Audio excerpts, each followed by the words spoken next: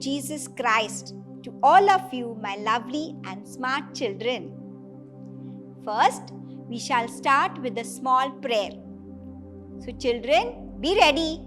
Join your hands and close your eyes and repeat this prayer after me. Dear Lord Jesus, please help me always to remember that no matter what comes my way, your grace and strength is sufficient for me to carry through each day of my life. Amen.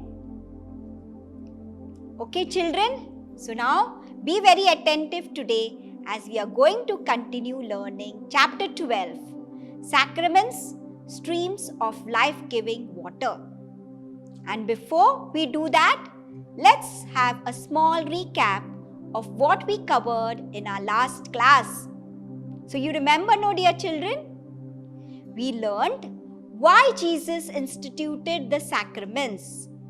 We learned from John chapter 4 verses 5 to 15 how Jesus waited at a well in a Samaritan city called Sychar and asked a Samaritan woman who came to draw water, "Give me a drink." The Samaritan woman was surprised and said to him, "How is it that you, a Jew, ask a drink of me, a woman of Samaria?" And Jesus answered her, "If you knew the gift of God and who it is that is saying to you, 'Give me a drink,' you would have asked him, and he would have given you life-giving water." We learned what Jesus meant by that. Jesus meant that those who drink this living water, they will never be thirsty and they will have eternal life. What is the meaning? Meaning is we will never thirst as we will always be in touch with God through the Holy Spirit, in the flow of God's eternal supply. We will have eternal life because the Holy Spirit who seals us and preserves us until the coming of Christ. And that eternal life begins when we receive the Holy Spirit. Everything becomes new. We also learned about the sacrament of Holy Eucharist.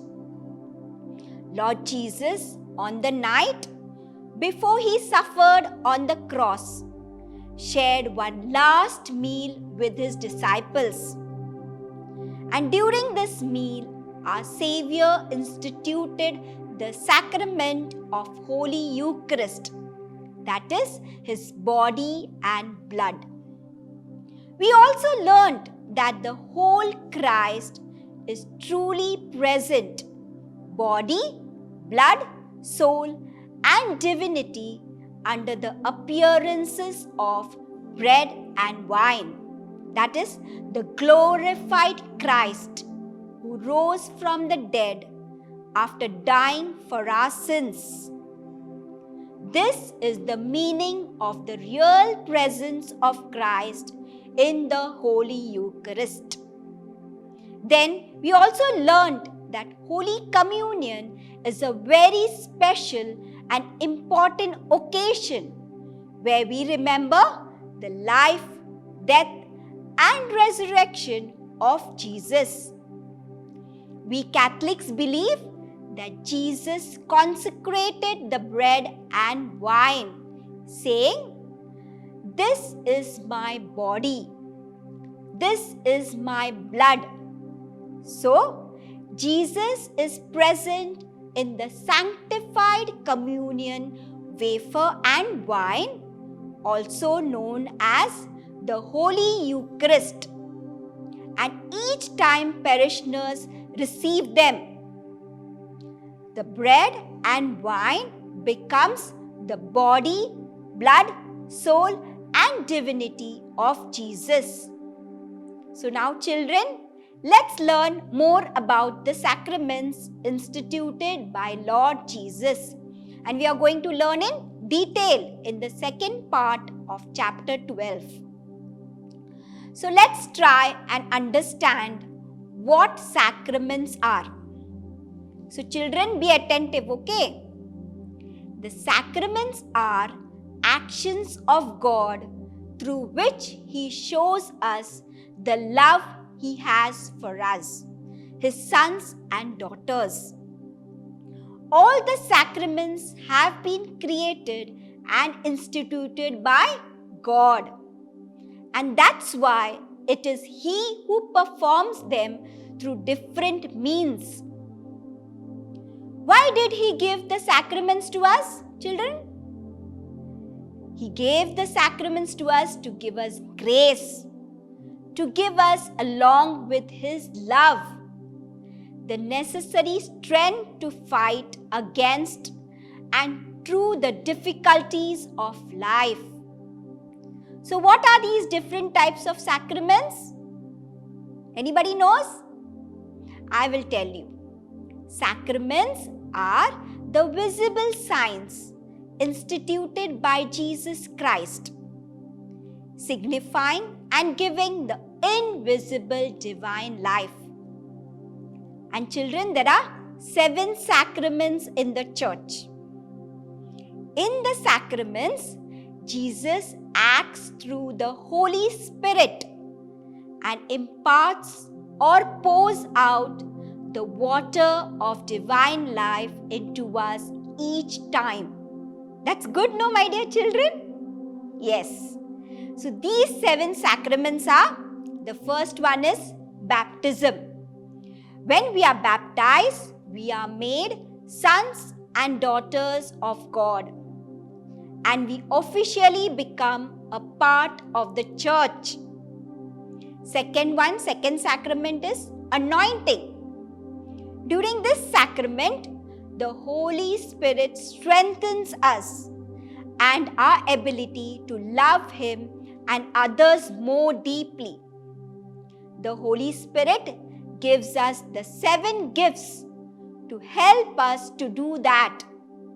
Okay, now we go to the third one. What is the third sacrament?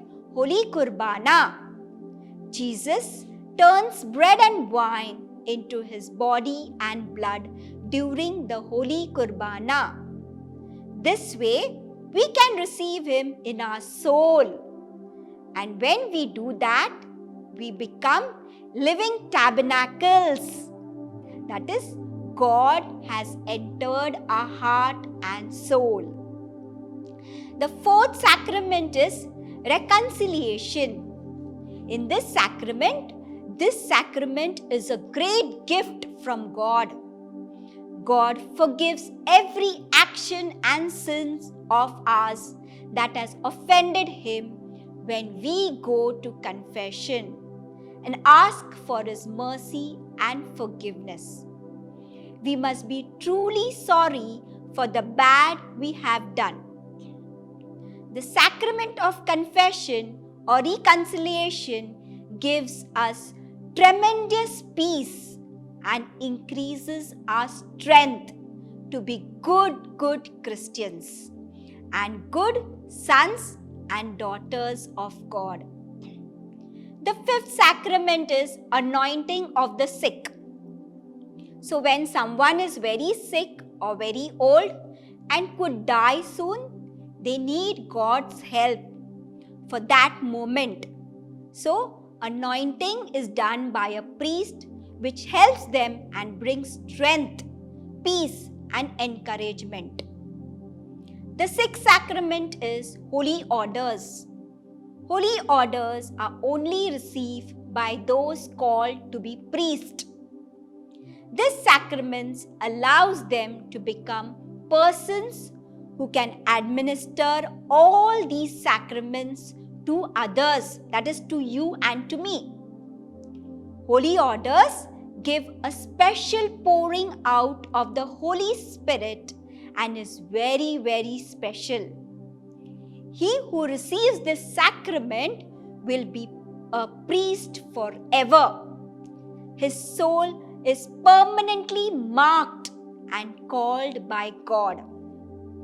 And the last sacrament is holy matrimony or marriage. This sacrament is the union between a man and a woman forever. So when they marry within the church, it is God who unites their bodies and souls. Those who get married shall not break their marriage bond. What God has joined together, let no one separate. It is said in Gospel of Mark, chapter 10, verse 9. Marriage has been established by God Himself in such a way that a marriage between two baptized persons can never be dissolved.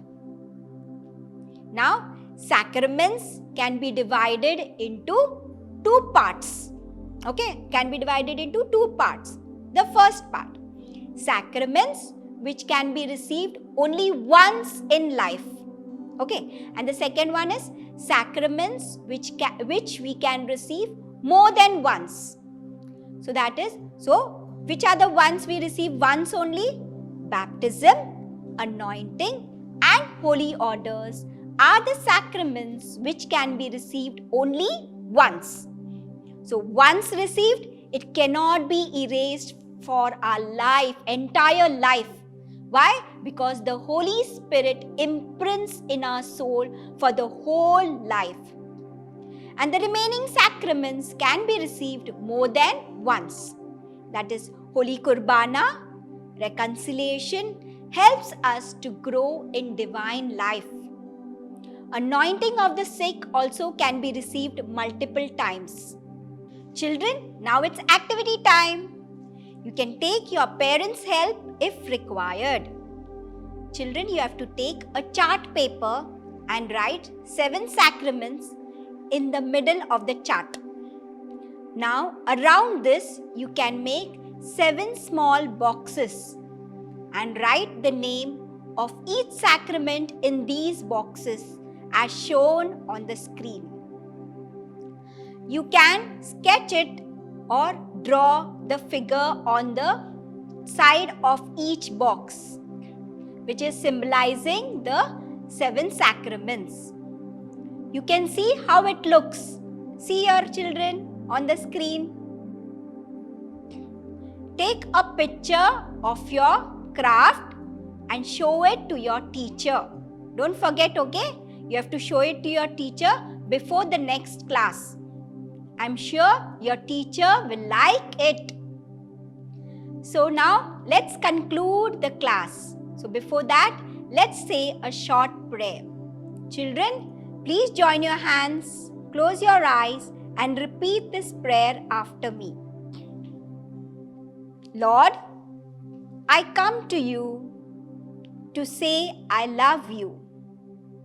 My desire is to live for you and you alone. I know you will lift me high. You are the first and the last, the beginning and the end. You alone are worthy of praise and honor. Make me what you want me to be. In the name of Jesus, Amen. So thank you, dear children, and have a blessed day ahead. Praise be to Jesus Christ.